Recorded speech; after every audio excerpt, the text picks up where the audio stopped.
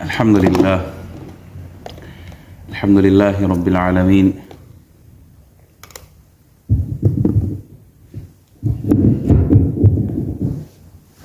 الحمد لله وكفى وسلام على عباده الذين اصطفى ما بعد فأعوذ بالله من الشيطان اللعين الرجيم المردود بسم الله الرحمن الرحيم قال الله تبارك وتعالى في الكلام المجيد إن الله وملائكته يصلون على النبي يا أيها الذين آمنوا صلوا عليه وسلموا تسليما اللهم صل على سيدنا ومولانا محمد طب القلوب ودوائها وعافية الأبدان وشفائها ونور الأبصار وضيائها وعلى آله وصحبه وبارك وسلم بعدد كل ذرة وخلائق اللهم صل على سيدنا ومولانا محمد كلما ذكره الذاكرون وكلما غفل عن ذكره الغافلون.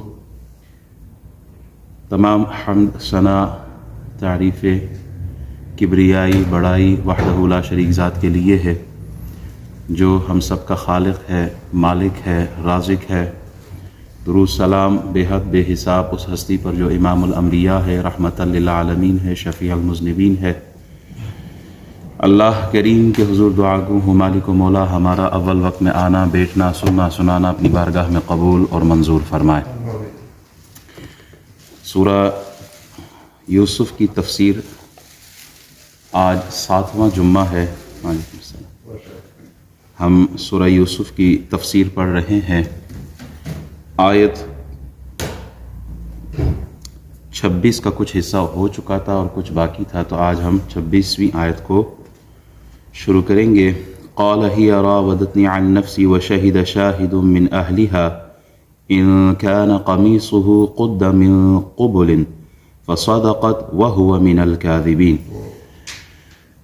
یوسف علیہ السلام گناہ سے بچنے کے لیے دروازوں کی طرف دوڑے اور آخری دروازے پر عزیز مصر نے دیکھا ان دونوں کو دوڑتے ہوئے آتے، تو زلیخا نے الزام حضرت یوسف علیہ السلام پہ لگا دیا. اب یہ الزام تھا اور گواہ تو کوئی نہیں تھا، اور الزام بغیر گواہ کی یہ تہمت ہے جو بہت بڑا گناہ ہے.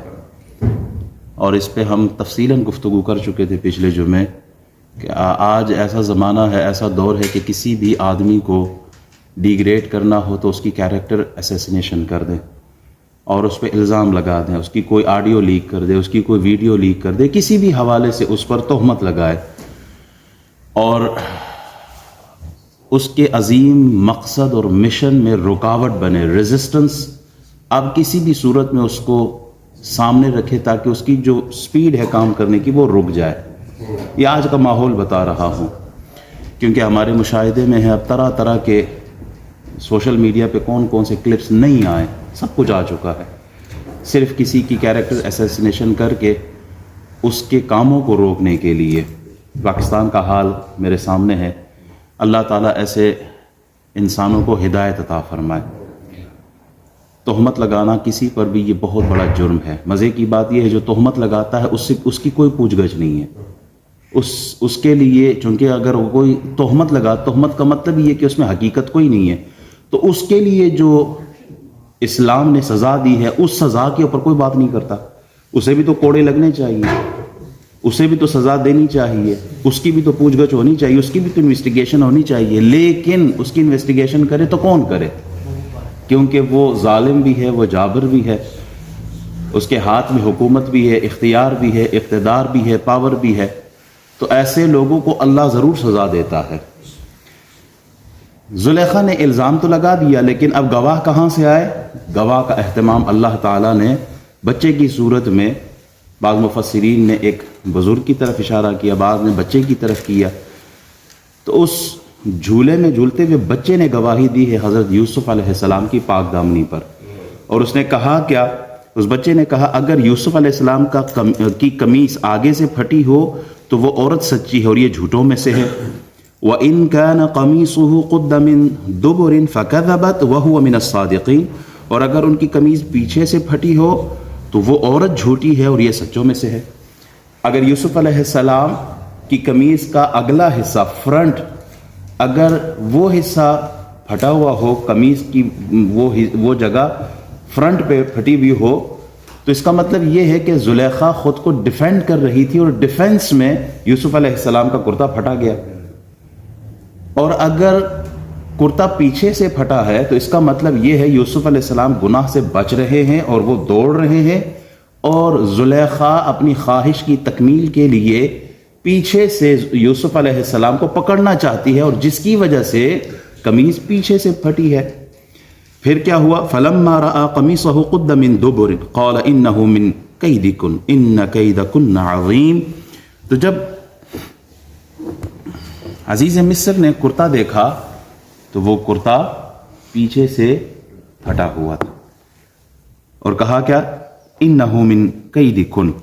پھر جب اس نے یوسف علیہ السلام کا ان کی جو قمیض دیکھی کہ وہ پیچھے سے پھٹی ہوئی، تو اس نے کہا بے شک یہ تم عورتوں کا ہی فریب ہے، ان کیدکن عظیم، بے شک تم عورتوں کا فریب بڑا خطرناک ہے۔ احباب یہاں غور کریں نا، اتنا بڑا جرم ہے بیوی کی طرف سے، اور ایک آدمی پورا مقدمہ کیس ہی خارج کر دیتا ہے، ختم کر دیتا ہے، یہ کہے گا کہ عورتوں کا مکر بڑا ہے، اور عورتوں کا یہ بھی نہیں کہ تمہارا، اس کو جرنلائز کر دیا، عورتوں کا مکر بڑا ہے۔ اور یہ تمام عورتوں کے لیے یہ الفاظ جو ہے یہ عزیز مصر کے ہیں کہ عورتوں کا مکر بڑا ہے۔ اب یہ ساری عورتوں کے لیے نہیں ہے، عورتوں کی جماعت میں تو ایسی ایسی عورتیں ہیں، ایسی ایسی خواتین ہیں جو مردوں سے افضل ہے۔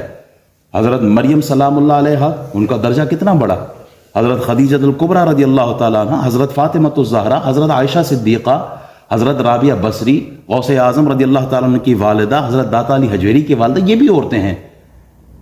تو یہ جو مکر کا لفظ استعمال ہوا یہ ان عورتوں کے لیے ہے جو جن کی ذہنیت اچھی نہیں، جو ہیلا بہانہ اور جن کے ذہن میں گندگی بھری ہو، پلاننگ ہوتی ہے ان کے ذہنوں میں انتشار، فتنہ، فساد بھرا ہے، تو ان عورتوں کے لیے کہا ان کیدکن عظیم، تمہارا مکر بہت بڑا ہے۔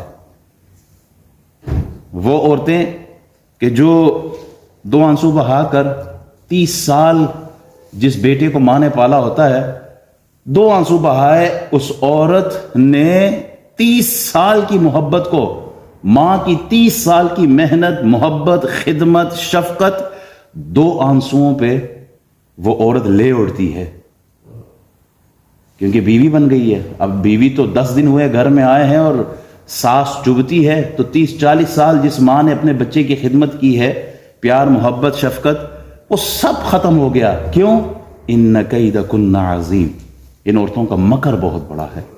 بھائیوں کے درمیان فتنہ، فساد، اور یہی عورتیں ہی ہیں، اور یہ وہ عورتیں جو میں نے شروع میں کہا جو سازشیں کرنے والی ہوتی ہیں، جو ہیلے بہانے سے گھروں میں فساد ڈلوا دیتی ہیں، یہ ان عورتوں کی بات ہو رہی ہے۔ ہنستے بستے گھر توڑ دیتے ہیں، باقی ہر عورت کی بات نہیں ہو رہی۔ عورتوں کی جماعت اچھی عورتیں بھی ہیں، گھروں میں جو تقوی، طہارت کا پیکر ہے، مجسمہ ہے، جن کی زندگی اللہ کی رضا والی ہوتی ہے، یہ ان عورتوں کی بات نہیں ہو رہی۔ ان عورتوں کا مکر کوئی نہیں ہے، وہ عورتیں بہت عظیم عورتیں ہیں۔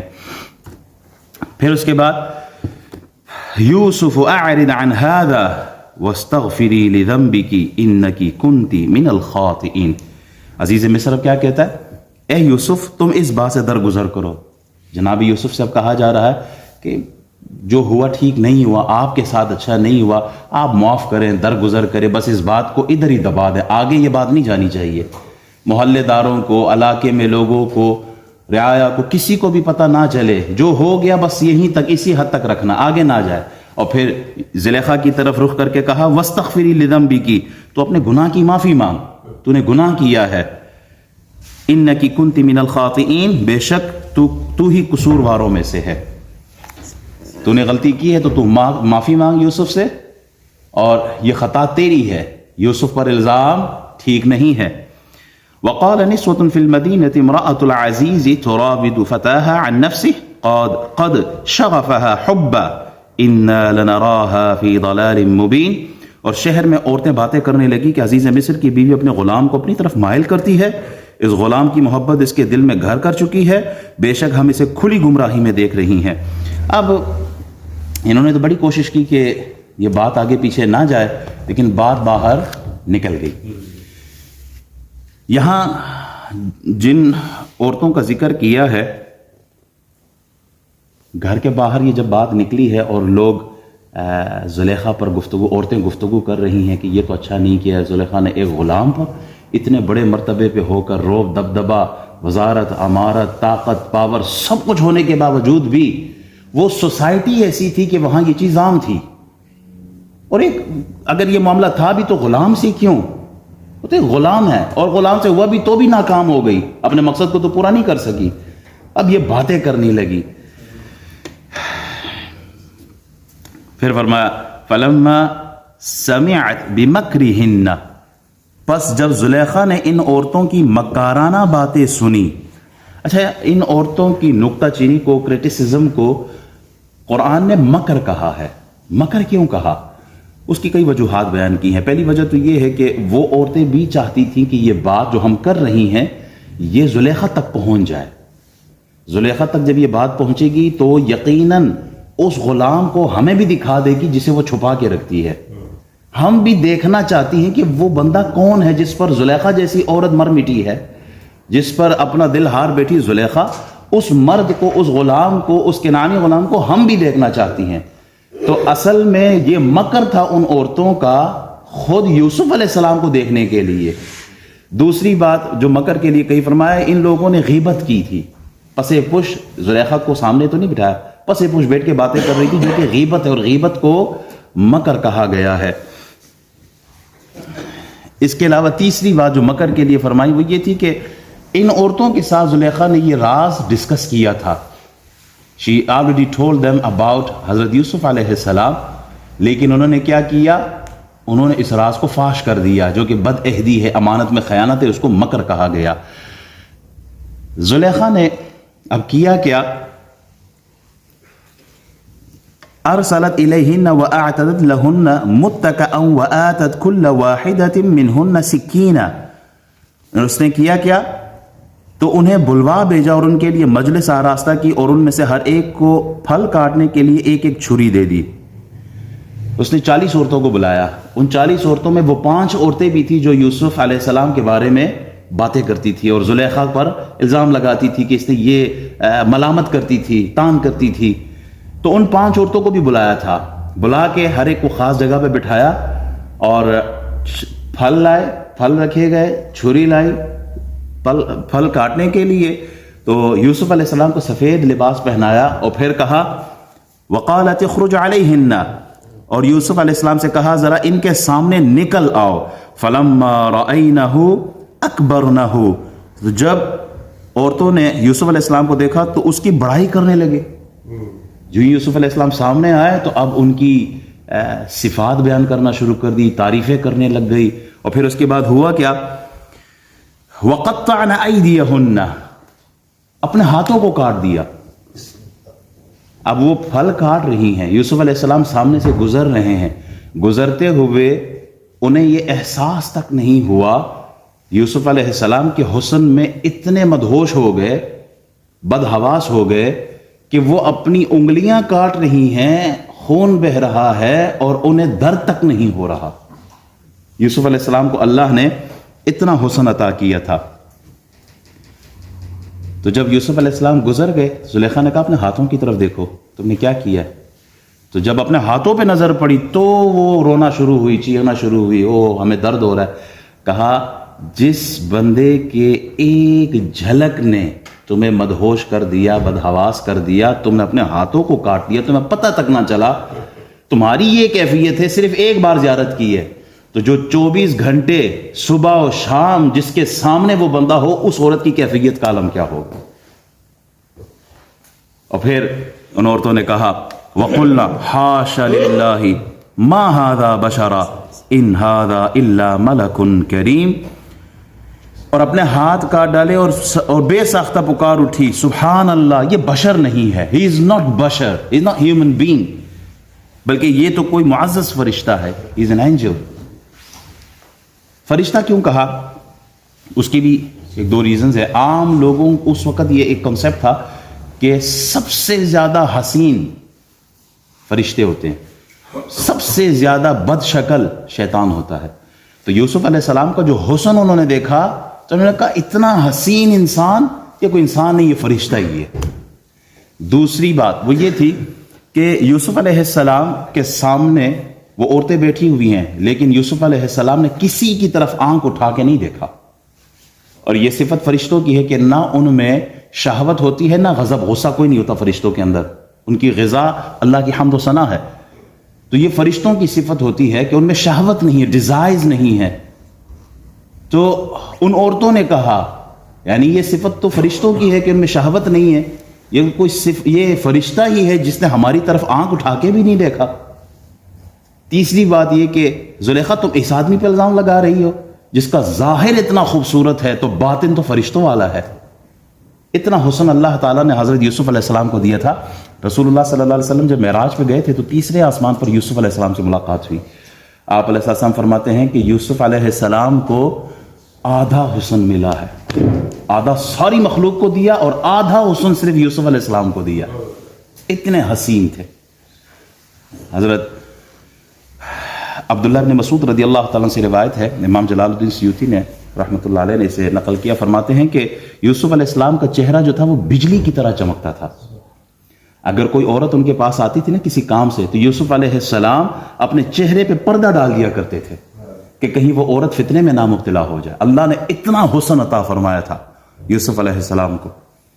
حضرت اسحاق بن عبداللہ فرماتے ہیں کہ جناب یوسف جب مصر کی گلیوں میں سے گزرتے تھے نا تو جیسے سورج نکلتا ہے اور اس کی روشنی دیوار پہ پڑتی ہے، اسی طرح یوسف علیہ السلام کے چہرے کی چمک اتنی تھی کہ مصر کے گلیوں کے دیواروں پر ان کا حسن نظر آتا تھا. اتنا حسن اللہ تعالیٰ نے حضرت یوسف علیہ السلام کو دیا تھا. یہ اعلیٰ حضرت فاضل بریلوی فرماتے ہیں نا کہ حسن یوسف پہ کٹی مصر میں انگشت زنا، سر کٹاتے ہیں تیرے نام پہ مردان عرب. یوسف علیہ السلام میرے رسول کے مقتدی ہیں. نبی علیہ السلام امام الانبیاء، آپ فرنٹ پہ ہیں، آپ نماز پڑھانے والے ہیں، آپ امام ہیں. یوسف علیہ السلام آپ کے مقتدی ہیں. جب مقتدی کے حسن کا یہ عالم ہے تو پھر امام کا عالم کیا ہوگا.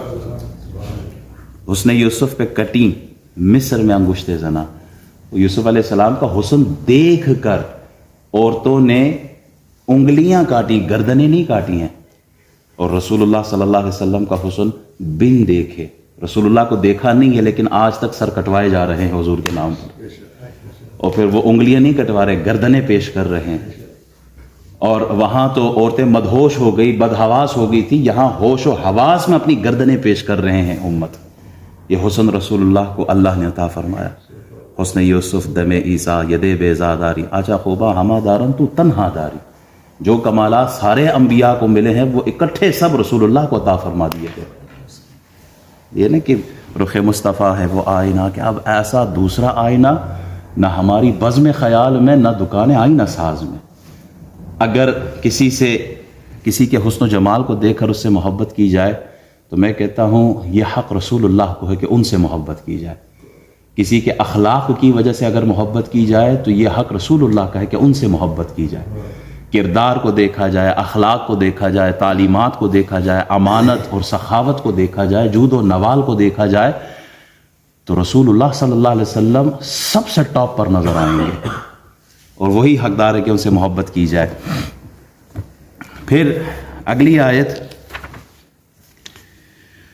قالت فذلكن الذي لمتنني فيه ولقد راودته عن نفسه فاستعصم ولئن لم يفعل ما آمره ليسجنن وليكونن من الصاغرين. زلیخا نے کہا یہی ہے وہ جس کی وجہ سے تم مجھ کو ملامت کرتی تھی اور بے شک میں نے اس کو اپنی طرف راغب کرنے کی کوشش کی مگر یہ بچا رہا. اس آیت میں صراحت کے ساتھ واضح لکھا گیا، بتایا گیا کہ یوسف علیہ السلام پاک دامن. زلیخا ان عورتوں کو بٹھا کے کہتی ہے جن کے ہاتھ کٹ گئے تھے اور ان سے کہا دیکھا جو تم مجھے ملامت کرتی تھی اپنا حال دیکھو، تمہارے ساتھ کیا ہو گیا ہے. ایک جھلک پر تم نے اپنی انگلیاں تک کاٹ دی ہیں. مجھے ملامت کرتی تھی، مجھے تانے دیتی تھی، اب اپنا حال دیکھو.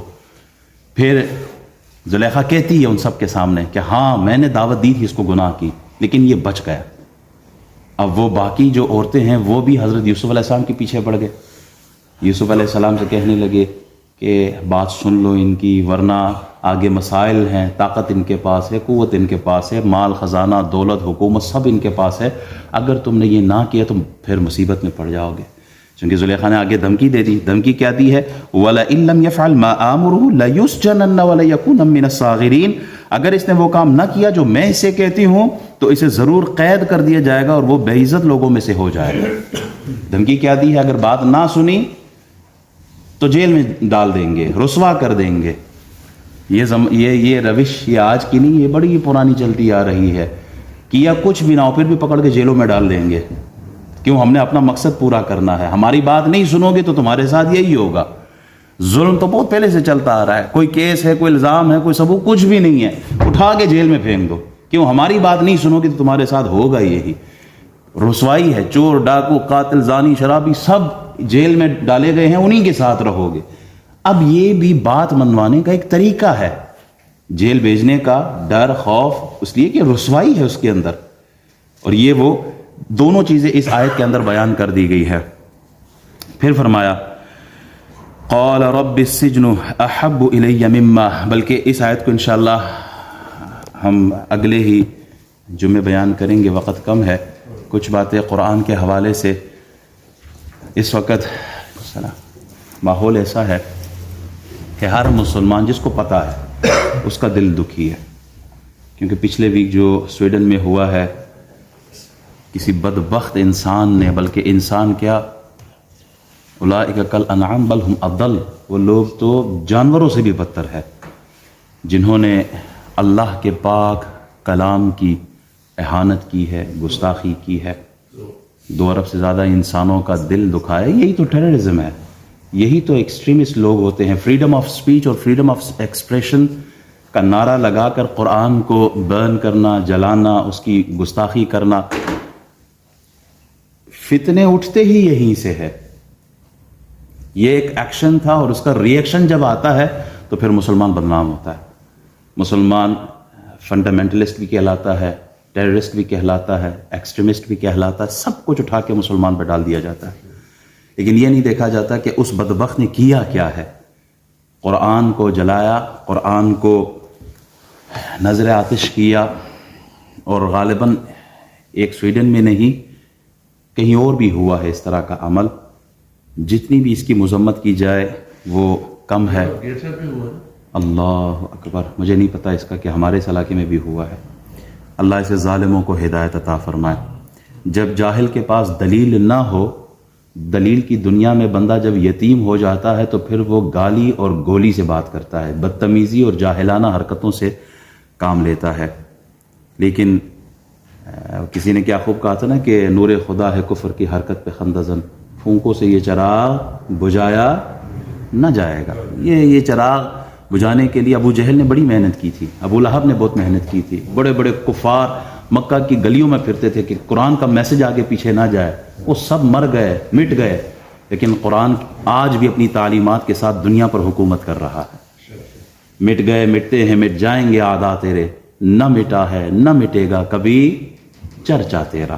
قرآن موجود تھا، ہے اور صبح محشر تک قرآن رہے گا، اپنی تعلیمات کے ساتھ رہے گا. احباب، رسول اکرم صلی اللہ علیہ وسلم کے زمانے میں بھی ان جاہلوں نے یہی باتیں کی تھیں کہ قرآن جو ہے یہ جھوٹ پر مبنی ہے، کہانیاں ہے، شاعری ہے، کہانت ہے، اس میں یہ نجومیوں کی باتیں ہیں. فاروق اعظم رضی اللہ تعالیٰ عنہ کا ایک واقعہ ابھی تفسیر پڑھتے ہوئے میری نظر سے گزرا ہے کہ فاروق اعظم فرماتے ہیں اسلام لانے سے پہلے ایک دن میں رسول اللہ کو تکلیف دینے کی نیت سے نکل پڑا. جب میں کعبہ شریف پہنچا، حرم شریف پہنچا تو دیکھا حضور عبادت میں مصروف ہیں. میں قریب کھڑا ہو گیا، ان کو سننے لگا تو رسول اللہ جو ہے وہ قرآن کی آیات پڑھ رہے ہیں. سورہ حاقہ کی تلاوت ہو رہی ہے. الحاقہ ملحاقہ وما ادراک ملحاقہ، یہ تلاوت ہو رہی ہے. تو کہتے ہیں کہ میں کھڑے ہو کے سن رہا تھا اور بہت اس کا عجیب سا اثر ہو رہا تھا مجھ پہ کہ اتنا خوبصورت کلام ہے، یہ کسی بہت عظیم شاعر کا کلام ہے. تو حضور اس آیت پہ پہنچ گئے، وما هو بقول شاعر، یہ کسی شاعر کا کلام نہیں ہے. فاروق اعظم سوچ رہے ہیں، میں دل میں سوچ رہا ہوں کہ یہ کسی شاعر کا کلام ہے اور فوراً انہوں نے میری دل کی بات کر دی ہے، تو یقیناً یہ کوئی کاہن ہے، کہانت، یہ نجومی ٹائپ جو ہوتا ہے پہلے ہی ان کو پتہ ہے. حضور نے اگلی آیت پڑھ لی، وما هو بقول شاعر ولا بقول کاہن. یہ کسی کاہن کا کلام بھی نہیں ہے. فاروق اعظم فرماتے ہیں جو میں سوچ رہا ہوں وہ آیت محمد پڑھ رہے ہیں کہ اس دن اسلام میرے دل میں داخل ہو چکا تھا. اور اس کے بعد جب میری بہن نے قرآن کی تلاوت جب میں نے ان سے سنی تو باقاعدہ وہ اسلام قبول کر گئے. تو جتنا یہ اسلام کو روکتے ہیں، قرآن کے پیغام کو روکنا چاہتے ہیں، اللہ اور اس قرآن کے پیغام کو، اسلام کو اور بڑھا دیتا ہے. اسلام کی فطرت میں قدرت نے یہ لچک رکھی ہے کہ جتنا اسے دباؤ گے اتنا ہی ابھرے گا. جتنا دبانے کی کوشش کرو قرآن کا پیغام اتنا ہی اٹھے گا. ہمیں کس چیز کی ضرورت ہے؟ اب منٹ 2 منٹ رہ گئے ہیں. رسول اللہ فرماتے ہیں المؤمن یغار. حضور فرماتے ہیں کہ مومن جو ہے بڑا غیرت مند ہے. قرآن جلایا گیا، 56 اسلامی ممالک ہے. کس ملک کے حکمران نے غیرت اور جرت کا مظاہرہ کیا ہے؟ وہ تیر ماریں گے تو کوئی ایک مذمتی بیان جاری کر دیں گے، کیونکہ ہمیں سیاست بھی تو کھیلنی ہے، ہمیں سیاسی مصلحت اور حکمت کے تحت اپنی حکومت چلانی ہوتی ہے. تو غیرت اور جرت کا مظاہرہ کس نے کیا؟ کیا ہم تقریروں سے ان کو بدل سکتے ہیں؟ بڑی اچھی سپیچ کی تھی ہمارے لیڈر نے، کیا ہوا؟ رزلٹ کیا ہے؟ کچھ بھی نہیں ہے. عمل کی دنیا میں کیا کرنا چاہیے ہمیں؟ عملی اقدام کیا؟ جیسے امریکہ اور جس طرح یہ پاورفل کنٹریز ہیں، جس بھی ملک سے دشمنی کرتے ہیں تو پہلے کیا کام کرتے ہیں؟ ان پر معاشی بائیکاٹ شروع کر دیتے ہیں. بائیکاٹ کرو ان کی مصنوعات کے، ان کی چیزوں کی بائیکاٹ ہو. پھر وہ سفارتی تعلقات ختم کر دیتے ہیں اس ملک کے ساتھ. اگر مسلمان حکمران ممالک ایک ہو جائیں، 4 عرب ملک اکٹھے ہوئے تو ہندوستان اپنے گھٹنوں پہ ٹیک گیا. 4 عرب ممالک ایک پلیٹ فارم پہ جمع ہوئے، ہندو قدموں میں آ گیا تھا. آج مسلمانوں کو اس چیز کی ضرورت ہے کہ وہ اپنا اتحاد دکھائے اور قرآن کے اس پیغام کو جو وہ روکنا چاہتے ہیں، دیکھیں ان کا مشن کیسے ناکام ہوگا. ہماری سب سے بڑی ایک افسوس کی بات یہ ہے، المیہ ہمارا یہ ہے، ہم کچھ اور تو کر نہیں سکتے. ٹھیک ہے، اپنے غیرت کا مظاہرہ کرتے ہوئے احتجاجی پروٹیسٹ سارا کچھ ہونا چاہیے تاکہ اپنا احتجاج ریکارڈ کروا سکے، لیکن اس احتجاج کے آڑ میں کسی کی گاڑی کو آگ لگانا، گھر کو، کسی کے مکان کو، یہ ظلم ہے. اس کی ہم کبھی بھی حمایت نہیں کرتے. ایک بات. دوسری بات، جو وہ چاہتا ہے اس کا الٹ کرو. وہ چاہتا ہے کہ قرآن کو جلا کر اس کی بے ادبی کی جائے، آپ قرآن کو اٹھا کے سینے سے لگاؤ. آپ قرآن کو چومو، آپ قرآن کو سینے سے لگاؤ، آپ قرآن کی تعلیم کو عام کرو. وہ چاہتا ہے کہ قرآن کا میسج ختم ہو جائے، آپ قرآن کے میسج کو پوری دنیا میں نشر کرو. خواجہ غریب نواز اپنے ملفوظات میں فرماتے ہیں کہ سلطان محمود غزنوی کسی کے ہاں مہمان ہوا نا، تو ان کی وفات کے بعد ان کو خواب میں دیکھا تو پوچھا کہ حضور آپ کے ساتھ اللہ تعالیٰ نے کیا کیا ہے؟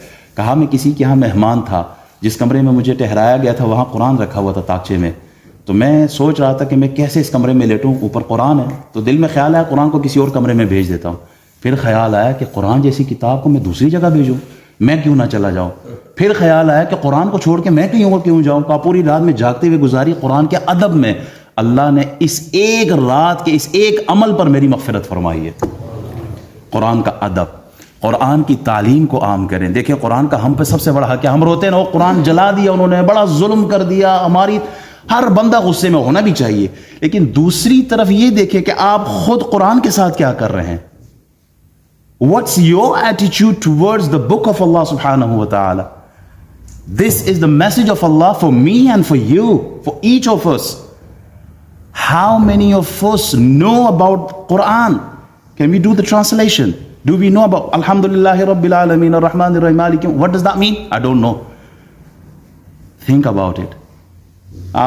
یہ قرآن آپ کے لیے آیا ہے، بار بار اس پر ہم کلام کرتے ہیں، لیکن اگر قرآن کا مطلب نہیں پتا، اس کے میسج کو صرف چومنے سے ثواب تو ضرور ملے گا، لیکن اس کا اصل مقصد ہم فوت کر بیٹھے ہیں. خود قرآن کو سیکھیں، قرآن پر عمل کریں. دوسری بات، نماز کے حوالے سے آپ کو قرآن نہیں آتا تو آپ کی نماز وہ بہار شریف 3 جلد پڑی ہوئی ہے، صفحہ 571 پہ جا کے دیکھیں. مفتی امجد علی اعظمی صدر الشریعہ ہے، وہ فرماتے ہیں نماز اگر تلفظ نہیں ہے نا ٹھیک، نماز باطل ہے. قرآن نہیں آتا پڑھنا تو جو نمازیں پڑھ رہے اٹھا کے منہ پہ ماری جائیں گی. ٹائم بھی دے، سب کچھ دے، لیکن آتا ہی نہ ہو تو قرآن کو تلفظ کے ساتھ سیکھیں. مخرج صحیح ہو، وقف کہاں کرنا ہے، مد کیسے پڑھنا ہے، یہ ساری چیزیں آپ کو آنی چاہیے. یہ قرآن کا اصل مقصد ہے. یہ دشمن کو جواب دینا ہے تو اس انداز میں جواب دیں. دوسری بات، قرآن کے احکام پر عمل کریں. قرآن کے احکام پر جو قرآن ہمیں کہہ رہا ہے اس پر عمل کرے. وقت بہت کم ہے, سبب کچھ اور ہے جسے تو خود سمجھتا ہے. زوال بندہ مومن کا بے زری سے نہیں ہے. آج ہم روتے ہیں مال کم ہو گیا, ہمارے پاس وسائل کم ہو گئے, بجلی کا بل اوپر چلا گیا, فلانا ممار میں. آج پاکستانی جو کرنسی اس کا ریٹ جا کے دیکھیں, ڈالر کہاں پہنچ گیا. ساری چیزیں نظر میں رکھیں. اقبال کہتا ہے نا سبب کچھ اور ہے جسے تو خود سمجھتا ہے. یہ سبب نہیں ہے ڈالر اوپر چلا گیا. زوال بند ہے مومن کا بے زری سے نہیں. مال و دولت کی وجہ سے تم لوگوں کا زوال نہیں ہے. زوال اس وجہ سے ہے کہ تم نے قرآن کو چھوڑ دیا ہے. جس قرآن کو سینے سے لگا کر وہ لوگ جن کو کھانے کو کچھ نہیں ملتا تھا پوری دنیا پہ حکومت کر گئے. ہمارے پاس تو ایٹم بم بھی ہے, سب کچھ ہے, لیکن ہم زوال کی طرف جا رہے ہیں. وجہ یہ کہ ہم نے قرآن کو چھوڑا ہے.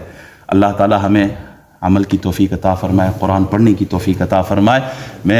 ہماری یہاں مسجد میں قرآن کی کلاس ہوتی تھی, لیکن پچھلے کچھ دنوں سے وہ قرآن کلاس جو ہے پیچھے ہم رہ گئے ہیں. میں دوبارہ چاہتا ہوں کہ جتنے بھی ساتھی قرآن سیکھنے کے لیے جن کی تڑپ ہے, درد ہے, وہ ضرور اس کلاس میں شامل ہوں. انشاءاللہ ہم دوبارہ اس کلاس کو جلد شروع کرنے والے ہیں. وآخر دعوانا الحمدللہ.